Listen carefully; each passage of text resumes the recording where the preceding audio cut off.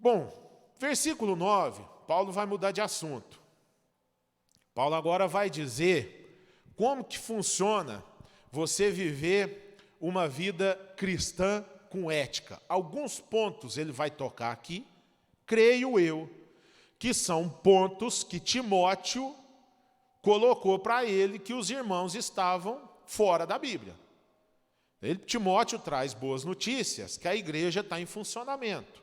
Mas ele também traz notícia do seguinte, fala, olha, está funcionando, mas tem alguma coisa lá que nós precisamos orar para que Deus intervenha. E Paulo resolve, então, escrever. Se ele escreveu sobre isso, é porque ele teve notícia que era necessário ele instruir os irmãos acerca dessas coisas, tá? Versículo 9, então, o que Paulo diz?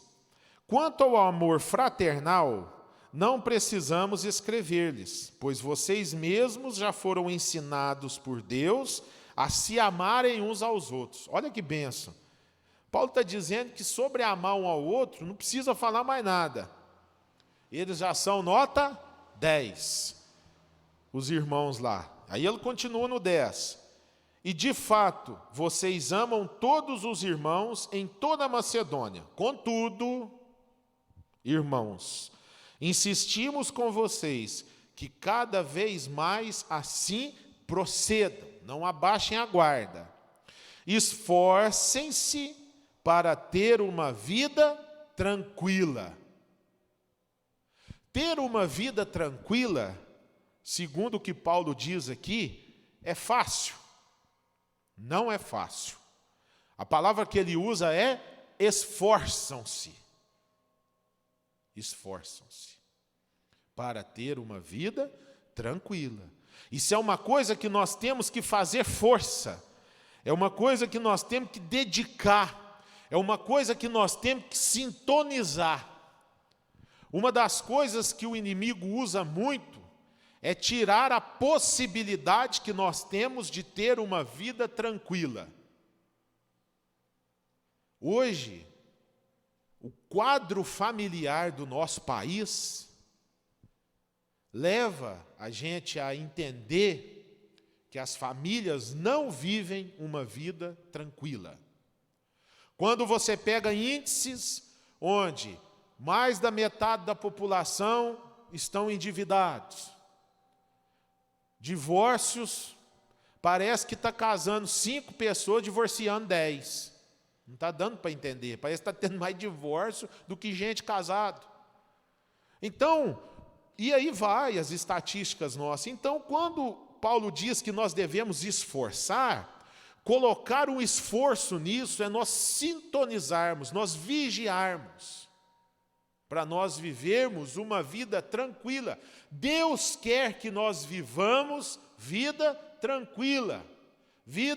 Já foi feito um seminário aqui, tem alguns anos, sobre como viver uma vida simples. Como viver uma vida simples. Não sei quem participou desse seminário aqui, com o pastor Davi. Eu lembro disso. Então, o apóstolo Paulo já estava querendo fazer esse seminário com os irmãos lá. Ele diz de novo, cuidar dos seus próprios negócios e trabalhar com as próprias mãos. Tinha gente, e muita gente preguiçosa na igreja em Tessalônica. Nós observamos que cada igreja tem uma particularidade, né? Ele escreve a carta aos Coríntios por um motivo, aos Gálatas, que nós já estudamos, e muita coisa que nós já vimos, a carta aos Romanos. E nós percebemos que Timóteo falou, olha, o povo lá não quer saber de serviço, não. Quando nós vamos lendo aqui, nós vamos entendendo que muita gente queria viver apenas da ajuda dos irmãos. Era pouca gente trabalhando para ajudar muita gente que não podia. Ou não é que não podia, tinha preguiça de trabalhar, é diferente. Tá? Então o apóstolo agora, ele diz o seguinte, que para viver uma vida tranquila, é essencial cada um cuidar do seu negócio, cada um no seu quadrado, largar a vida alheia, largar a fofoca, largar problema dos outros que você não tem a ver com ele. Quer viver uma vida tranquila? Viva os seus próprios negócios. Meu pai fala muito que você não pode pegar na orelha do cachorro que passa, senão ele te morde. O cachorro está passando, você deixa ele passar. Você não pega na orelha dele, não. Quer dizer, você não vai intrometer naquilo que você não tem nada a ver. Não é problema seu. Paulo diz isso. Quer viver vida tranquila? Ao seminário já está começando aqui em Tessalonicenses. Há 2000 anos atrás, o apóstolo Paulo já estava ensinando como viver uma vida tranquila. Primeiro, então, cuide dos seus próprios negócios. Cuide da sua vida. Toma conta de sua família. Tem uma frase, né, que diz... Eu esqueci agora. Mas é mais ou menos assim, eu estou cuidando de uma coisa, porque da minha vida já tem muita gente que cuida. Então, é assim. Então, irmãos, cada um cuida do seu. Isso aqui não é nós sermos individualistas na casa do Senhor, não é isso. Eu tenho que ter compaixão pelo problema de cada um. Mas aquilo que não é problema meu, não tem como interferir, e assim todo mundo. Cada um toma conta do seu, né? Tem uns que falam assim, eu já estou custando dar conta da minha vida, vou tomar conta dos outros. Então, muito bem. Então, abre o olho com isso. Isso aqui quer dizer com fofoca, essas coisas que fazem mal a todo mundo, né? Inclusive, isso aqui, cada um cuidar do seu próprio negócio, irmãos, isso aqui é demais. Por exemplo, casamento. Toma conta do seu. O que está acontecendo no casamento do irmão, do cunhado, do fulano, do ciclano, se você puder ajudar, tudo bem, mas não traz aquilo para dentro da sua casa, não. Ali você cuida do seu. Cada um cuida do seu. Precisou de ajuda? Pede ajuda. Que Deus deu discernimento a cada um de como ter essa divisa em cuidar do meu, mas também poder ajudar quem precisa. Tem que ter um discernimento muito grande nisso aí. Não é ser individualista também, aqui eu cuido, ninguém... Não é assim também. Bom, outra coisa que Paulo diz, trabalhar com as próprias mãos. Viver uma vida com ética cristã e com ética cultural é você ter o seu trabalho, o seu ganho vir do seu esforço. Irmão, a maior bênção que existe é quando nós trabalhamos e nós vivemos do nosso trabalho. É muito bom, é muito gratificante. Irmãos, é terrível você não ter onde trabalhar. Então, o apóstolo diz o seguinte, que cada um trabalhe com as próprias mãos. Isso aqui a Bíblia está cheia. Tem um texto, meu pai também fala dele a vida inteira, que nós temos que ter com a formiga, o preguiçoso. Que a formiga, ela é trabalhadeira, ela não para. E elas trabalham em conjunto. Pica, guarda. Ali você vê que é um trabalho fenomenal, para que quando vier o inverno, elas estão estocadas de comida, a casa delas estão pronta. Elas não param. Formiga não para. Só para se você jogar veneno para matar elas. Fora isso, aliás, elas só aumentam. Onde tem um pouquinho, elas estão trabalhando. Quando você vê, se você não der jeito, já tomou conta da sua casa. Então, tem que viver do trabalho. E Paulo diz, como nós os instruímos, quer dizer, ele já instruiu os irmãos a viverem do trabalho. E a pessoa que vive do próprio trabalho, ela vive uma vida decente e ela dá testemunho de crente. Até rimou. Viver do próprio trabalho. Ter ética cristã, ser um homem de Deus, é você viver do trabalho da sua mão. Entrar em negócios ilícitos, dinheiro fácil, isso aí é uma coisa que não é padrão de vida do crente. O cristão levanta às 5h30, coa café, vai para o serviço. Se for a pé, vai a pé. Se tiver uma motinha, vai de moto. Se tiver um carro, vai de carro. É o que Deus deu. E vai cantando louvor, vai agradecendo, e vai trabalhando. E vai trabalhando, e vai dando exemplo. E assim vai. É isso que Paulo está dizendo aqui. 12. A fim de que andem decentemente aos olhos do que são de fora, e não dependam de ninguém.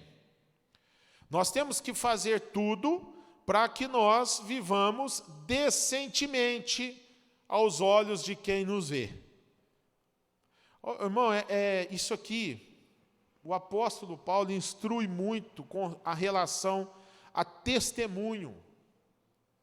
Não existe esse negócio, fala assim, eu vivo a minha vida e os outros estão falando, eu não estou nem aí. Isso tem um ponto. Nós temos que preocupar como as pessoas do mundo nos enxergam. Às vezes, pessoas ao nosso redor, a gente chama, prega, chama, a pessoa não vem. É porque às vezes o nosso testemunho não está de acordo para ela ainda vir. Quando Nabucodonosor jogou Daniel na cova dos leões e fez aquilo tudo, teve a fornalha e tudo, quando passou por tudo isso, que Deus deu o livramento, o testemunho deles, a ética deles, a decisão de não sentar na mesa do rei, de não igualar com aqueles que estavam ali, de ser servos fiéis, apesar de escravos, cativos, longe da família, longe da terra deles, longe da casa deles. Um convite à mesa do rei era uma coisa absurda de boa. Respeito diante da nação, você sentar à mesa do rei.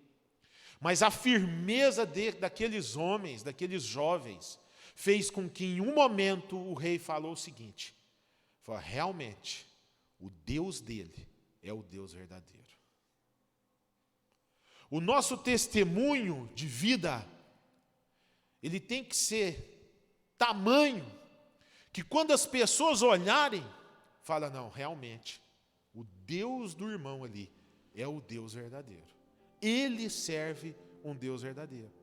Porque eu vi que naquele momento ele podia sentar na mesa do rei, que naquele momento ele podia ganhar um dinheiro ilícito, que naquele momento ali ele estava num beco sem saída, naquele momento ele estava na cova dos leões, o leão ia matar ele, não matou, porque Deus estava com ele. Eu vi a hora que era o fim da linha, que ele quase morreu, que ele quase quebrou, que o casamento quase acabou. Eu vi que o Deus dele deu o escape para ele. Então eu quero esse Deus, porque eu também preciso desse escape. É isso que Paulo diz com o testemunho. O testemunho. Amém? Amém. Falar. Nós temos que falar. Mas viver é mais do que falar. A ponto disso, irmãos, falando, eu quero o Deus daquela pessoa lá, quero Deus daquele irmão ali. Tirou ele lá da boca do leão. Quantas vezes pessoas nos veem na boca do leão? Falei, agora acabou mesmo. Aí o nosso Deus vai lá e nos resgata. Aleluia, glória a Deus. Então, irmãos, nesse começo de capítulo 4, Paulo fala sobre essa decisão baseada naquilo que a Bíblia diz, de sermos exemplo, de ganharmos o nosso pão, trabalharmos com as próprias mãos, vivermos em santidade, buscando cada vez mais ao Senhor Jesus. Glória a Deus. E agora no 13, Paulo vai lembrar os irmãos em Tessalônica de uma coisa que nenhum crente pode esquecer. Ele vai lembrar sobre a vinda do Senhor. Nós já falamos domingo passado sobre isso, a vinda de Jesus. Versículo 13, ele diz, irmãos, então não queremos que vocês sejam ignorantes quanto aos que dormem, para que não se entristeçam como os outros que não têm esperança. Paulo diz, porque quando Paulo coloca esse limite de ética cristã nos irmãos em Tessalônica, é comum vir uma carga de desânimo. Porque eles podem pensar o seguinte, puxa, ser crente é muito difícil. Todas essas coisas, nós temos que andar certo, dar testemunho, escolher aquilo que é de Deus, fazer a vontade de Deus. Então, de repente, vocês já viram, tem pessoas, cada um reage de um jeito. Tem pessoas que você joga a carga na pessoa, ela reage e sai dali. Outras, a carga faz desanimar, é a maioria. Aí desanima, fala, não, mas eu não dou conta. Mas aí Paulo diz o seguinte, fala, irmãos, eu devo lembrar a vocês, vocês não podem esquecer como os que dormem, vocês não podem ser como os que não têm esperança. 14. Se cremos que Jesus morreu e ressurgiu, cremos também que Deus trará mediante Jesus e com ele aqueles que nele dormiram. Então Paulo fala, olha, não desanime. Vocês não estão na condição de quem não tem esperança. Mais uma vez ele fala sobre a morte e a ressurreição de Cristo, que é o que nós vamos lembrar hoje aqui. Esse ato que nós fazemos aqui, isso aqui é a essência do Evangelho. É a morte e a ressurreição de Cristo. Aleluia. Versículo 15. Dizemos a vocês, pela palavra do Senhor, que nós, os que estivermos vivos, os que ficarmos até a vinda do Senhor, certamente não precederemos os que dormem. Paulo está falando sobre o arrebatamento, a vinda de Jesus. Pois dada a ordem, com a voz do arcanjo e o ressoar da trombeta de Deus, o próprio Senhor descerá dos céus e os mortos em Cristo ressuscitarão primeiro. Imagina que estrondo de trombeta, hein? Vem para arrebentar tudo. Vai sobrar mal nenhum. E nós vamos estar com Jesus, hein? Esforça aí, irmão. Decide pela palavra de Deus, busca a santificação em nome de Jesus. O nosso desejo de cada um aqui é que vai o maior número de pessoas possíveis. Em nome de Jesus, eu ainda creio que nós vamos ter surpresas agradáveis de estar o céu cheio de gente, em nome de Jesus. Nós não podemos desanimar nunca. Olha que texto, hein? 17. Depois nós, os que estivermos vivos, seremos arrebatados com ele nas nuvens, para o encontro com o Senhor nos ares. Olha para você ver, Paulo há 2000 anos atrás já acreditava que ele podia ser arrebatado na volta de Jesus. Jesus foi.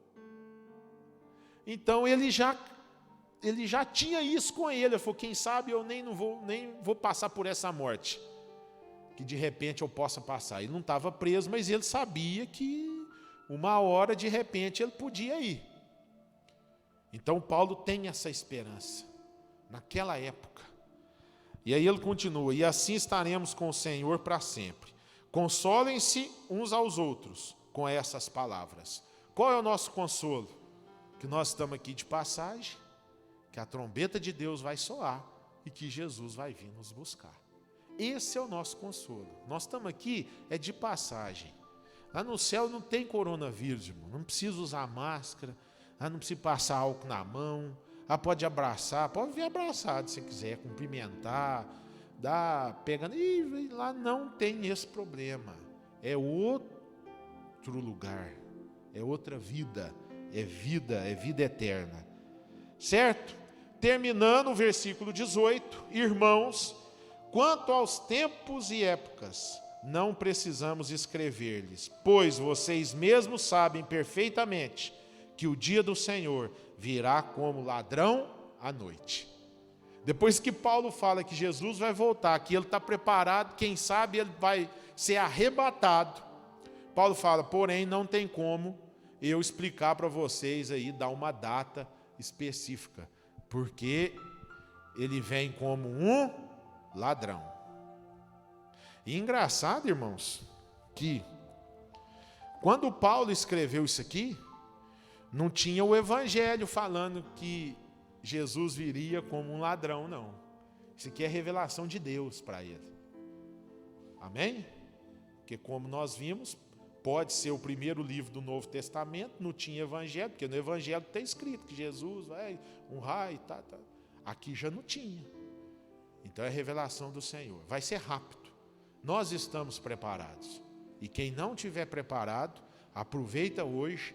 Aí é dia de Santa Ceia, se arrepende, pede perdão pelos pecados, volta para o Senhor, que Ele está de braços abertos, e fica firme, porque a trombeta vai soar, nós vamos subir, cantando, vencendo, vem Jesus, nem sei o que é que o anjo vai puxar lá para a gente cantar, e nós vamos subir em glória com o Senhor. Fica firme, que breve nós estaremos lá. E segundo o apóstolo, nós temos que usar isso como combustível, para nós não desanimarmos. Amém? Vamos orar então em nome de Jesus. Semana que vem nós terminamos o 1 Tessalonicenses e já entramos na segunda carta.